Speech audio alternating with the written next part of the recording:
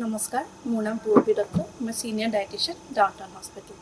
আজি আপোনালোকৰ আগত এটা বিশেষ টপিক লৈ আহিছোঁ, যোনটো হৈছে এই ছামাৰ ছিজনত আমি কেনেকুৱা ধৰণৰ খাদ্য ল'ৰা ছোৱালীক দিলে ভাল। কাৰণ আমি দেখিছোঁ তাপমাত্ৰাটো বহুত বেছি বাঢ়ি গৈছে। এই তাপমাত্ৰা বাঢ়াৰ কাৰণে ল'ৰা ছোৱালীৰ বহুত বেছি অসুখ হোৱা দেখা পাইছোঁ। তো সেইকাৰণে আমি কেনেকুৱা ধৰণৰ খাদ্য খাম তাকে ক'বলৈ ওলাইছোঁ। যিহেতু আমি দেখোঁ যে ল'ৰা ছোৱালীৰ ক্ষেত্ৰত খাদ্য দিয়াটো বহুত অসুবিধা, কাৰণ ল'ৰা ছোৱালীবোৰ খুব পিকি, মানে যিকোনো বস্তু খাব নিবিচাৰে।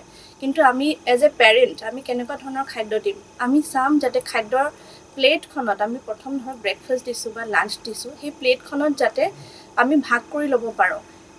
আধা ভাগ ধৰক আমাৰ গ্ৰেইনছ বা যেনেকৈ আমি চাউল, ভাত, দালি এনেকুৱা ধৰণৰ বস্তু ৰাখোঁ, আৰু আধা ভাগ আমি ভেজিটেবলছ আৰু ফ্ৰুটছ, শাক পাচলি আৰু ফল মূল ৰখাটো বহুত জৰুৰী।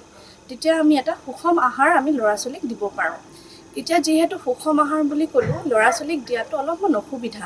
আমি কেনেকৈ ইনকৰ্পৰেট কৰিম, আমি কেনেকৈ খাদ্য তালিকাত এই খাদ্যখিনি দিম তাকে অলপ বুজাই দিওঁ। ধৰক আপুনি এতিয়া শাক পাচলি দিয়াত ল'ৰা ছোৱালীয়ে খাবলৈ নিবিচাৰে, তেতিয়া আমি কি কৰিব পাৰোঁ, ধৰক ৰুটিখন বনাইছে, তাতে আপুনি ভেজিটেবল পাল্প বা গ্ৰেটেড ভেজিটেবল এড কৰি দিব পাৰে, বা পাৰাঠা নিচিনাকৈ বনাই দিব পাৰে, ষ্টাফ পাৰাঠা যোনটো আমি কওঁ তেনেকৈ দিব পাৰে, বা চেণ্ডউইচ দিব পাৰে, য'ত আপোনাৰ দেখিবলৈও ভাল পায় তেওঁলোকে, আৰু তাত আমি ভেজিটেবলছ দিলে তেওঁলোকে খোৱাটো আমি দেখি পাওঁ। লগতে যদি আমি ফ্ৰুটছ দিওঁতে আমাৰ অসুবিধা হয়, আমি স্মুদি কৰি দিব পাৰোঁ, ফ্ৰুট জুচ কৰি দিব পাৰোঁ, পাল্প এড কৰি পেলাই আমি অ'টছ পৰেজ বা দলিয়া পৰেজ কৰি পেলাই আমি তেনেকৈ ফ্ৰুটছখিনি ইনকৰ্পৰেট কৰিব পাৰোঁ। যিহেতু গৰম দিন, আমাৰ খুব বেছি পিয়াহ লাগে, কিন্তু ল'ৰা ছোৱালীয়ে সাধাৰণ প্লেইন ৱাটাৰটো খাবলৈ অকণমান অসুবিধা পায় বা বৰ এটা মন নকৰে। এতিয়া সেইটো কাৰণে আমি কিছুমান এনেকুৱা পানী দিব পাৰোঁ যোনটো তেওঁলোকে ফ্লেভাৰ্ড ৱাটাৰ বুলি আমি কওঁ। কোকোনাট ৱাটাৰ দিব পাৰে, লেমনেড দিব পাৰে, মানে নেমু পানী কৰি পেলাই দিব পাৰে, বা ভেজিটেবল চুপ দি দিলে সন্ধিয়াৰ সময়ত, তেতিয়া তেওঁলোকৰ সেইটো এপেটাইজাৰ নিচিনাও কাম কৰে আৰু ফ্লুইড ইনটেকটো ভাল হৈ যায়। আৰু লগতে আপোনাৰ যিকোনো ধৰণৰ স্মুদি, যোনটোত আপোনাৰ ফ্ৰুটছ দিব পাৰে, দৈ দিব পাৰে বা য়গাৰ্ট দিব পাৰে, আৰু তাতে সেইটো যিহেতু লিকুইফাইড হয় বা অলপ ছেমি ছলিড নিচিনা হয়, তেতিয়া আমাৰ হাইড্ৰেশ্যনত বহুতখিনি হেল্প কৰে। এতিয়া যিহেতু আমি দেখিলোঁ গৰম দিনত কি খালে আমাৰ ল'ৰা ছোৱালীৰ ক্ষেত্ৰত খুব ভাল, এতিয়া কি খাব নালাগে সেইটো খুব বেছি দৰকাৰী।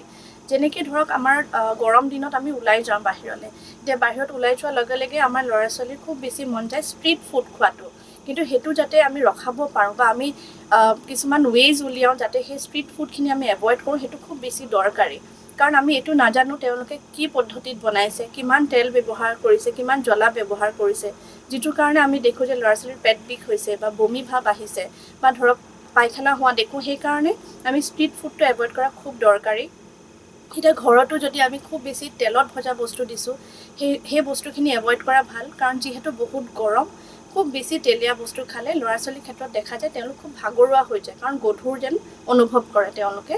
আৰু লগতে খুব বেছি ক'ল্ড ড্ৰিংকছ, গৰম দিনত আমাৰ টেণ্ডেঞ্চি এটা আহে যে ক'ল্ড ড্ৰিংকছ খাওঁ বা এৰেটেড ড্ৰিংকছবোৰ খাওঁ, কিন্তু সেই বস্তুখিনি যাতে এভইড কৰি মই যেনেকৈ ক'লোঁ ফ্ৰুট জুচ, ঘৰতে প্ৰিপেয়াৰ কৰা ফ্ৰেছ ফ্ৰুট জুচ, লেমনেড বা ভেজিটেবল চুপ, এইখিনি দিয়াটো খুব বেছি দৰকাৰী। আৰু বাহিৰৰ যোনখিনি এৰেটেড ড্ৰিংকছ সেইখিনি দিব নালাগে।